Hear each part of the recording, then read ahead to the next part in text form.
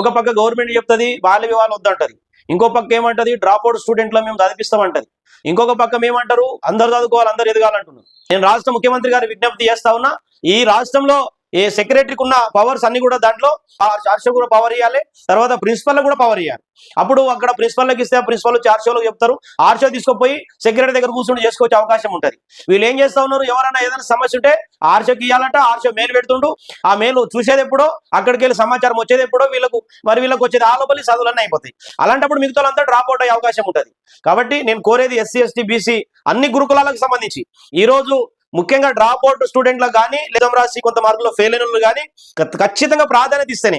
ఇప్పుడు example కంక్రీ tribal లో ఒక హఠనాయకు తాడు ఒక విద్యార్థి ఆ రోజు ఏబిసిడీలు రానటువంటి వ్యక్తికి నేనే గత ఒక 5-6 ఏళ్ళ 10 ఏళ్ళ కింద కాల్మొక్కి వేస్తే ఈరోజు నేషనల్ లెవెల్లో ఆయన రిజిలింగ్ లో ఫస్ట్ వచ్చాడు.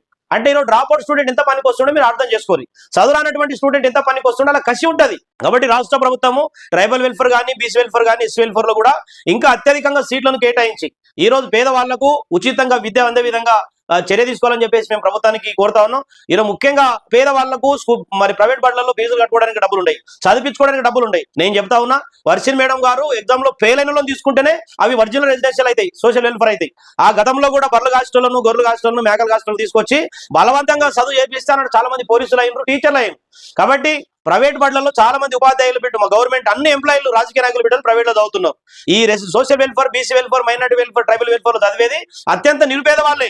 నేను రాష్ట్ర ముఖ్యమంత్రి విజ్ఞప్తి చేస్తా ఉన్నా, ఈ సెక్రటరీ అధికారులన్నీ కూడా ఆర్సీఓలను తర్వాత ప్రిన్సిపల్లకు బదిలీ చేసి ఈ గరీబుల సమస్యలు ప్రిన్సిపల్ ద్వారా ఆర్సీఓ ద్వారా సెక్రటరీకి మరి పోయే విధంగా అట్లా పరిష్కారం చేసే విధంగా వెసులుబాటు కల్పిస్తేనే పేదలకు న్యాయం జరుగుతుంది. ఈ రోజు ఎమ్మెల్యేలకు పవర్ ఇచ్చిండ్రు, స్థానిక సంస్థల సర్పంచ్లకు పవర్ ఇచ్చి జడ్పీటీసీ అంటే కిందికెళ్ళి మీది పోతున్నారు. కానీ ఒక ముఖ్యమంత్రికి పవర్ ఇచ్చేస్తుంది నియంత్రణ పాలన అవుతుంది, రాజుల పాలన అవుతుంది.